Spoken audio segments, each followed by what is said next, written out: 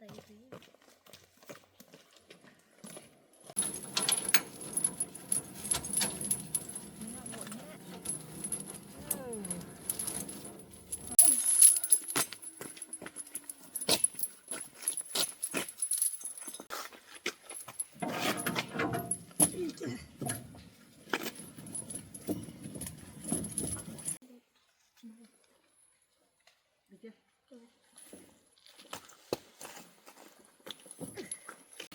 Rồi, thử xem bóc chưa nào.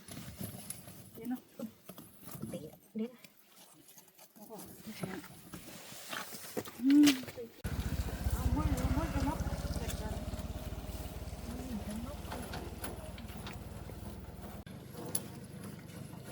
Móc ở đây rồi.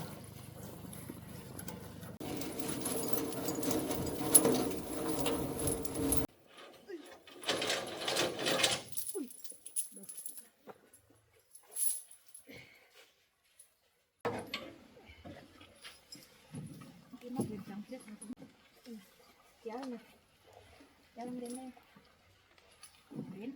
Đến này. Thử bên này thôi. Đây. Thì chúng ta chỉ cần cái móc này em thử bây giờ. Tí ạ.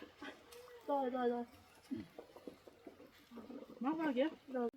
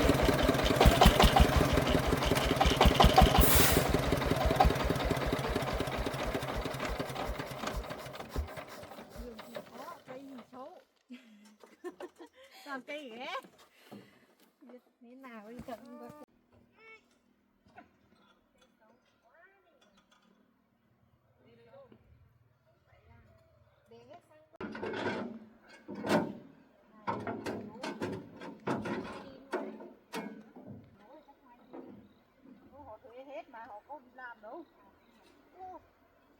Lấy xe về phải chữa lấy gỗ mà.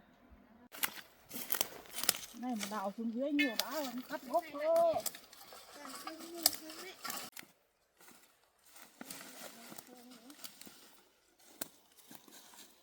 Như này luôn. Cây to mà nhỉ? To chứ, to cho mà lấy. Thằng bố tụi là hết số.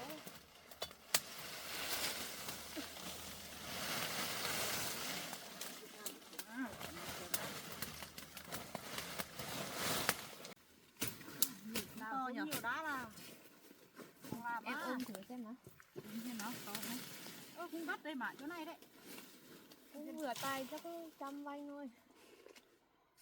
Ôi, cây này chắc nặng lắm đây, già lắm rồi. Ui, nó to phết đấy nhỉ. Có chứ.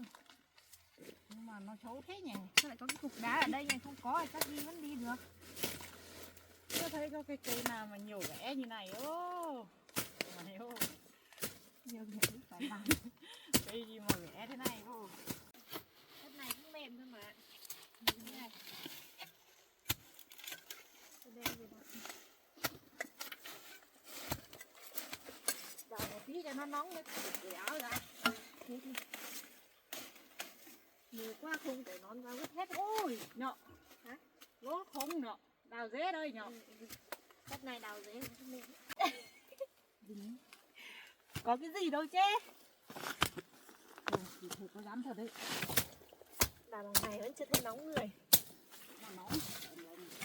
Mấy ngày hôm nay còn ghét dế không mấy đủ. Bắt được quá tráng rồi. Không thử đâu đây này. Lỗ nó đi này. Đây là khai thác xong một tối lên đây. Nó đào khỏe nhờ. Đào được lỗ. Con anh to này. Phải cái con ở trên cái cành cam này này. Con này chưa họ dám đào luôn.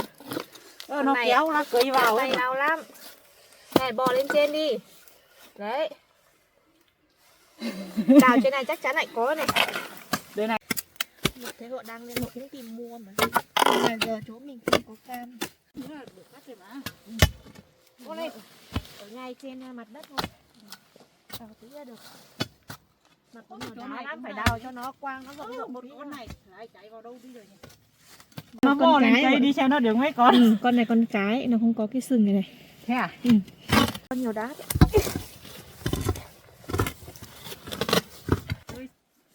Ơi luôn nè. Đây hết luôn này.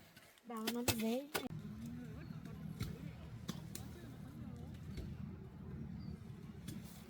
Yep, chắc cái dế này chưa có chị Hải à? Cắt đi. Chị đào dưới đấy xem có được. Cắt một nửa đi sau đấy xe kéo rồi nhiều đá lắm. Lung tung như này thì cắt kiểu gì? Ôi. Yep.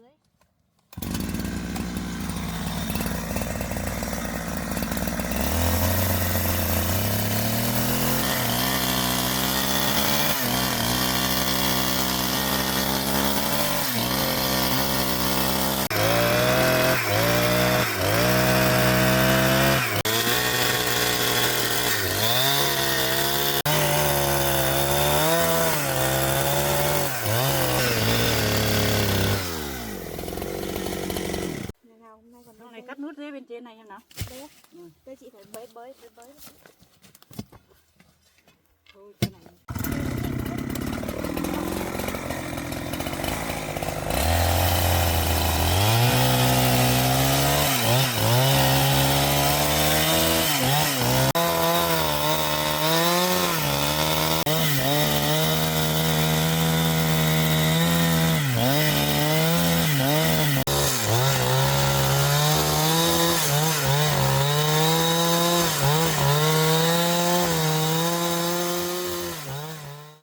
Chắc là còn mỗi cái giấy này thôi, em đi kéo cáp về xong là tời nhá.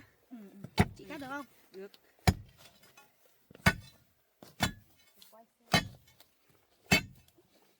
Mấy đảo đâu xe đi. Hổ nhau kéo.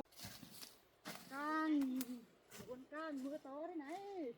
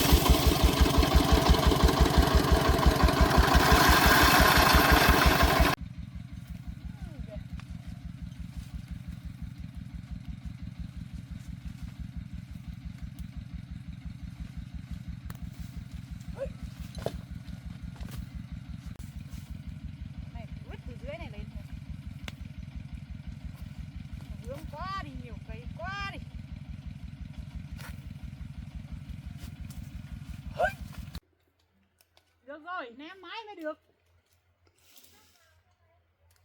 Chị cho cám vào xong rồi em bắt đầu tơi cám cám.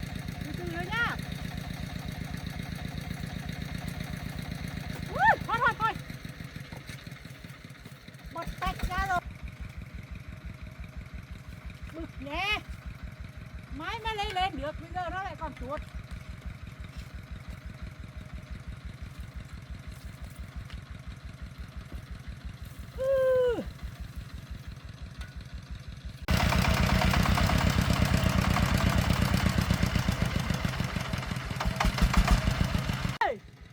Kéo nha chị khách.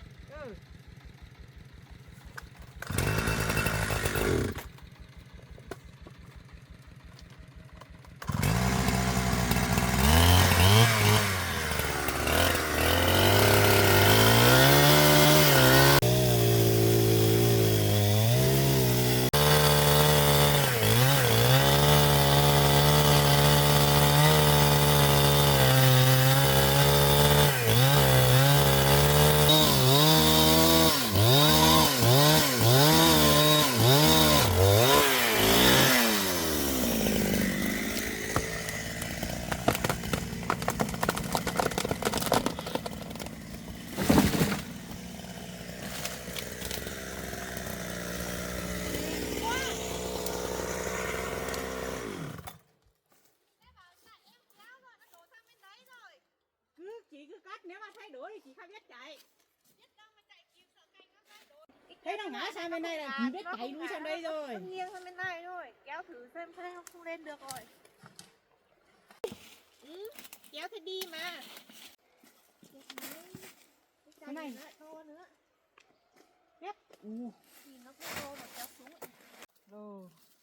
Cái này không đầy vào gáy luôn.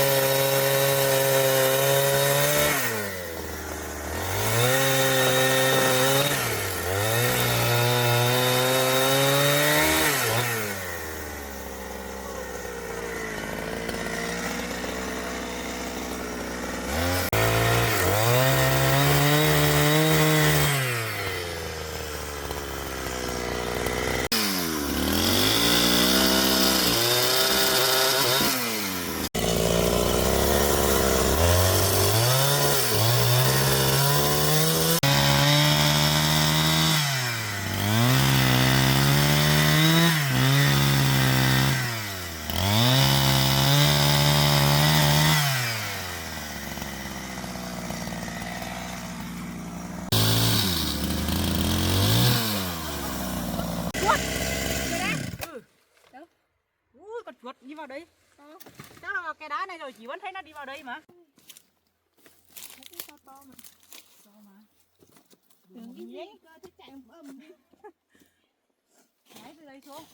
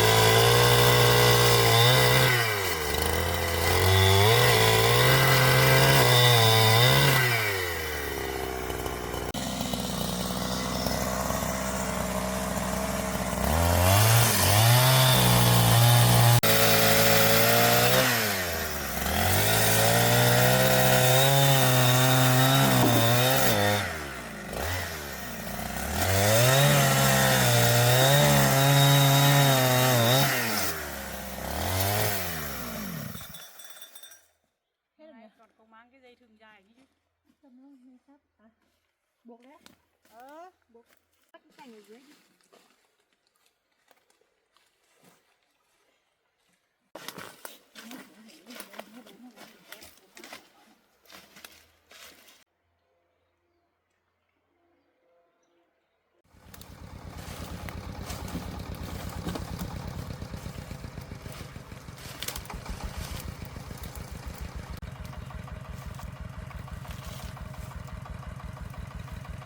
Rồi em nào.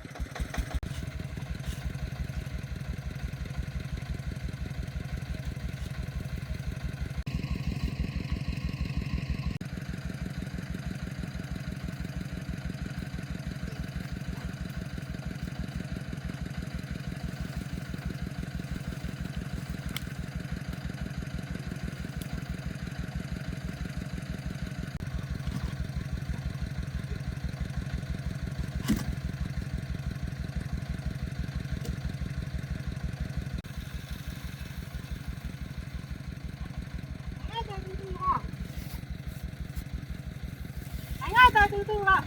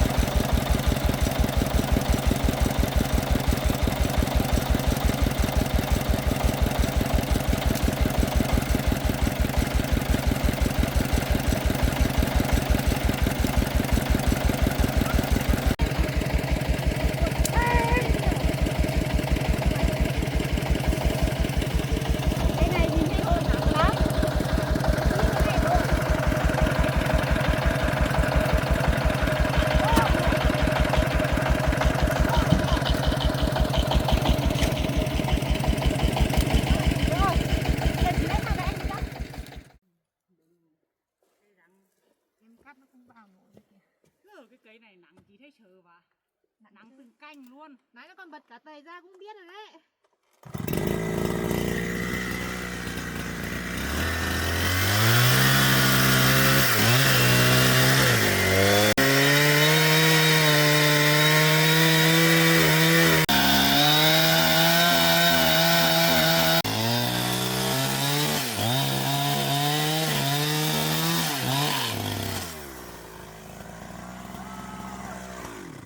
Cái này mới mẻ dặn thật. Cái này mới nặng này. Cái này là nặng lắm rồi.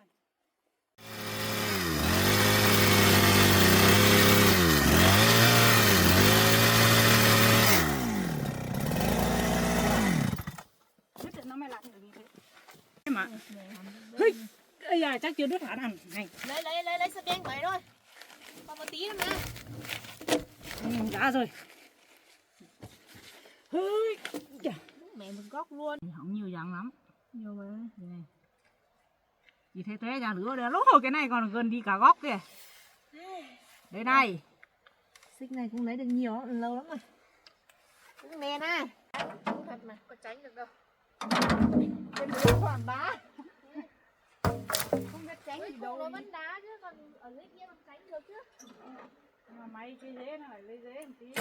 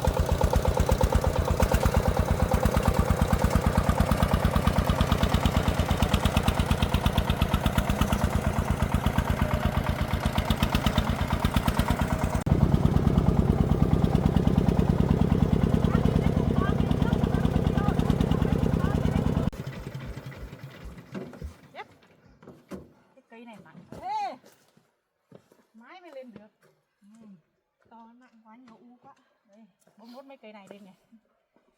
Đấy thôi chị Hải. Có này nó chui qua dưới này được không? Ôm lên đây thôi nào. Hải, cây này cây nào như cây nào sợ thật đấy. Vâng. Cây nào nặng như cây này hôm nay ơ. Không. Nó luồn qua dưới này được không? Có đấy, thấy chưa? Nghiêng lên. Không khoảng. Chị nhắc đây. Đá thế. Đó, cây này nó Không ấy. Hía ăn lại đèn. Như xúc hay nào hai bạn. Cái cây này là nó đấy nó không đi nữa cơ. nó chắc quá. Cái vỏ của nó chắc quá. Ăn mình đấy bé. Ông ấy ba đi đâu vậy? Nó đi chặt cây cỏ nó. Đấy, được rồi. Rồi từ Này cũng không ôm nổi một mình đấy. Hôm nay cái cây nặng là được tiền. tiền nặng như này xem nào. Hai chị em mình cố quá. Cái đấy cho vào hẳn Cố lên. Sắp xong rồi. Nguồn cũng sắp xong rồi. Nguồn bên dưới này một cây nữa. Cho nó đỡ cây này. Đấy, rồi. 2, 3.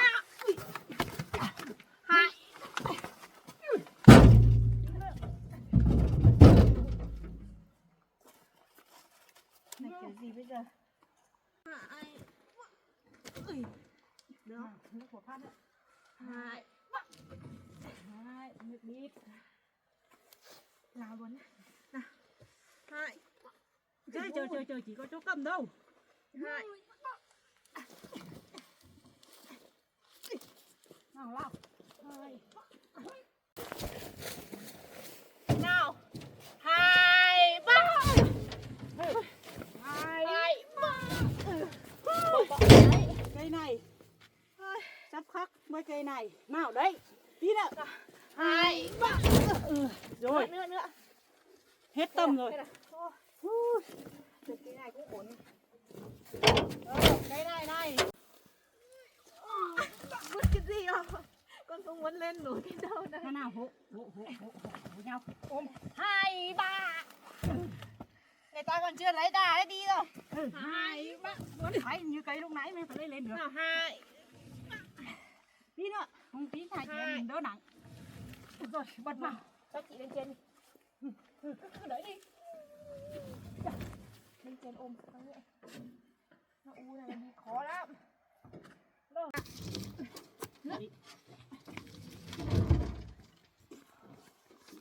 Alo. Hết người rồi. Hôm mưa đi làm còn khối này cơ mà. Kệ nó. Mày thấy khổ với mình á. Một cây này cũng được nhiều gỗ phết đấy nhỉ. Nhiều nhưng mà nó nặng quá. Để cho chưa đến nữa. Ôi. Cái này không nặng mấy. Không nặng mấy à? Nặng. Ôm được à? Được chưa?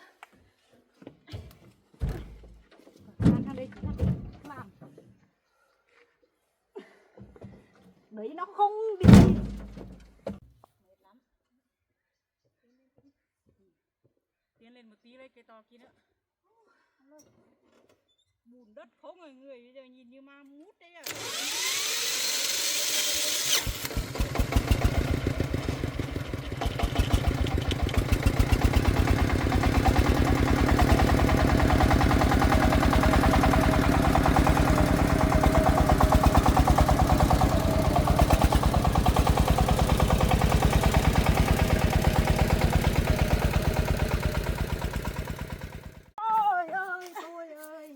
Hôm nay yếu đấy. Đúng với ngay cho cái lỗ này. Bật lên này. Bật lên cho Bật đây. lên. Đấy. Sao em đứng bên Hùng, đứng bên này đi, đứng bên Hùng tí đây bé ba.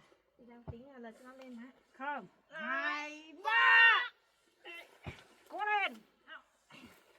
2, 3. Nhắc tí một thôi nhé.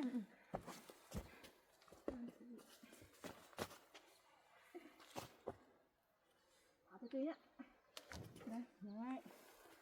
Làm từ từ. Đấy. Đấy. Nó ôm. Ôi chừng như một tí. Mệt quá. Xong rồi hội nhau ôm nhỉ. Ôm rồi đi sang bên kia được. Rồi. Nào. Nào. Bao nhiêu sức dốc vào. 2 cũng có chụp hắn. Nào. 2 Em nào 2 3 nào 2 rồi. 2 2 3. Nó cái cây này bực thật đấy. vành vành đấy đây đi Hai. Nhắc một tí này nhé. Hai chị em mình uốn. 2 3 Phát nữa. 2 3 Ôi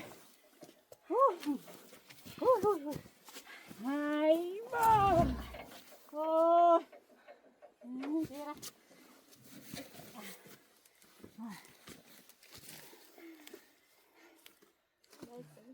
lấy hết đi Lấy mang về làm cuối đi Đón ép đó.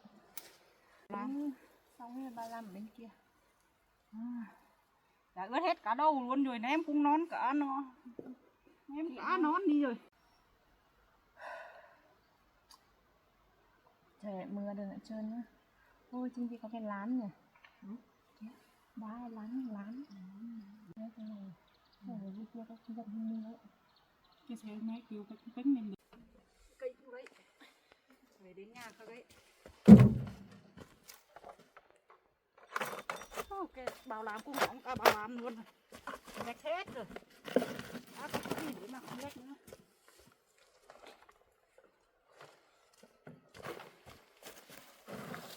Cái cốc này chắc vẫn cắm được không? Dạ Hạnh ơi. Muộn hết rồi, muộn lắm á. Thế đó cơm.